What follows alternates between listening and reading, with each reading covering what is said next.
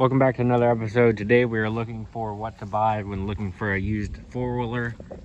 Tornado sirens are currently going off and they're horrible quiet, so I don't see how that's going to save you from the tornado, because you can't even hear it unless you're outside and listening very closely. But here's what you want to look for when looking for a four-wheeler, brand new or used. When you're buying a brand new four-wheeler, treat it like it's a used piece of garbage and still look it over, because dealerships are crooked. A lot of them, they'll screw you over. They'll sabotage your four-wheeler before you even buy it, and they'll do a poor assembly job from the factory, because when your four-wheeler gets delivered to the dealership, it comes in boxes, gigantic crates, and your four-wheeler smashed down in that crate, smashed on down, and it's got the handlebars, folded over, and the dealership has to assemble a few certain things that are pretty important before, they sell it to you. The Yamaha factory, Honda factory, they don't all do everything for you.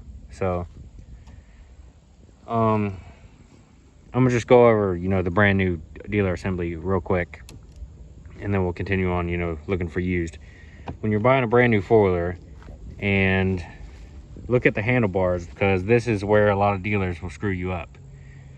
They'll put the handlebars on, the odometer on. They'll do it wrong. You'll have,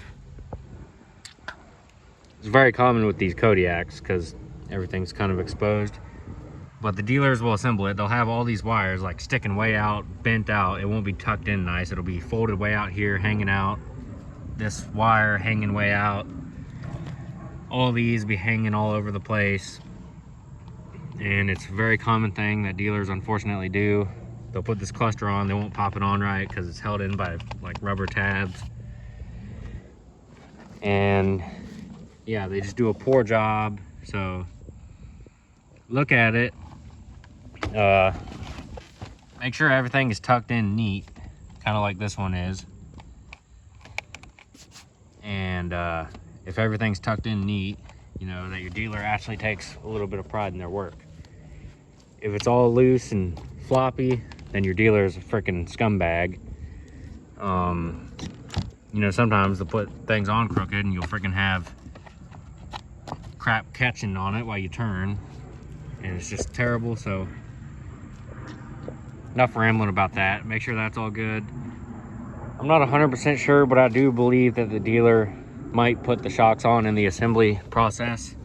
So make sure your shock bolts are, of course you're not gonna have, a torque wrench, whatever. You ain't gotta go that far. Just take your fingers, see if your shocks are loose from the factory, certain things like that. Just look over the whole four-wheeler, see if any plastics popped on funny, or, your handlebar shocks.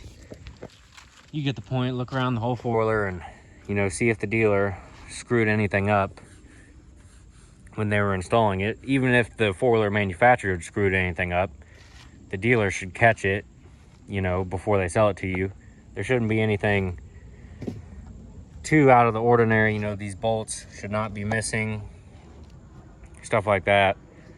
Of course, some stuff is normal, like the Yamaha Grizzly fit and finish is already, not everything snaps in perfectly, so that's normal. But just look over the thing. Enough yapping about that. Holy crap, yap session. Shut up already.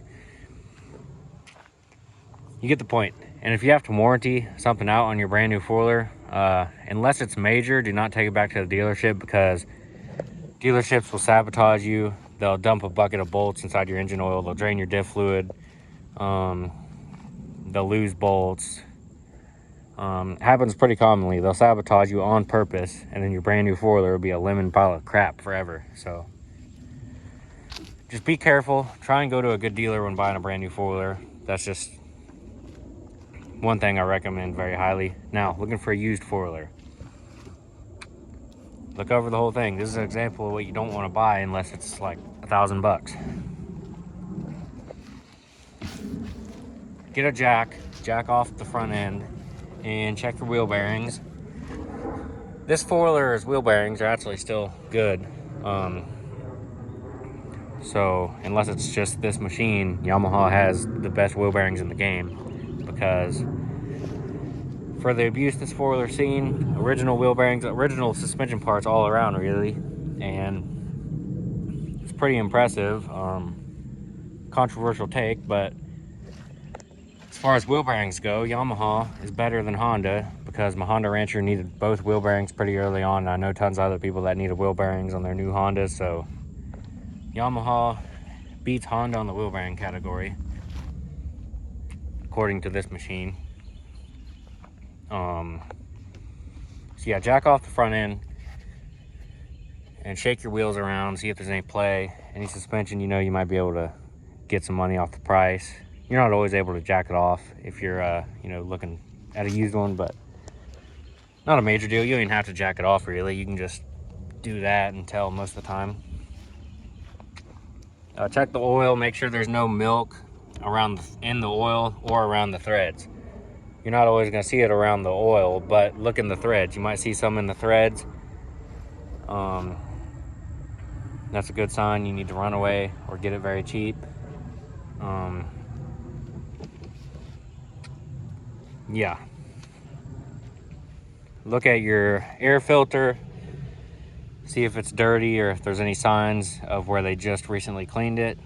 You know, it might have been destroyed in mud. Just take a look at the good undercarriage of it. You know, they might clean it up, but if a four-wheeler's been in enough mud, you'll find it somewhere. Of course, you know, you expect a four-wheeler to be in mud most of the time, if you're in the South at least. So it's not a major deal. Just check your suspension components, check your oil for milk, drive the four-wheeler, see if it runs and drives good. Make sure the baffles haven't been messed with and missing bolts like this one. Pretty much tell overall by looking at a four-wheeler that's been taken care of, because if it looks like this, you know it's trashed. But if everything, you know, looks like new, then you know it ain't trashed. That's a big factor for you right there. Take a look at the miles on it, and then if it's on factory tires, look at the factory tires. If you have factory tires on it that are slap bald, but your cluster only says 500 miles, you know something's up. They might have replaced the cluster or the cluster reset. So look at that, look at the grip wear. You know, if the grips are slapped down, but it only has a few hundred miles on it, you know something's up. It's not the actual miles on it. When you drive it, make sure it has no clunking. If you're driving a Kodiak 450, your top speed should be 52 miles an hour at least on these 18 plus models. If it ain't hitting 52 on flat land at least, then you know something's wrong with it.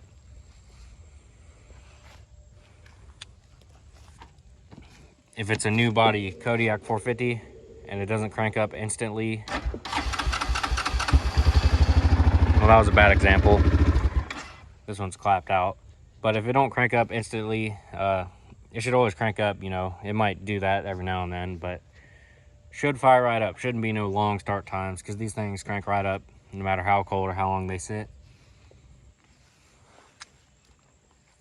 And yeah, I mean, just look at it good and well. If you find a few, you know, little things, try and get some money off the price. But yeah, it's up to you if you want to run or not once you find milk in the oil or bad wheel bearings. You know, if they make the price right, you know, you might still want to get it, or you might want to run away. Yeah, so I'm gonna just end the video there, and hope you enjoyed. I'll catch you in the next video. Wasn't the best, wasn't very planned, but there you have it. Thanks for watching. See you in the next video.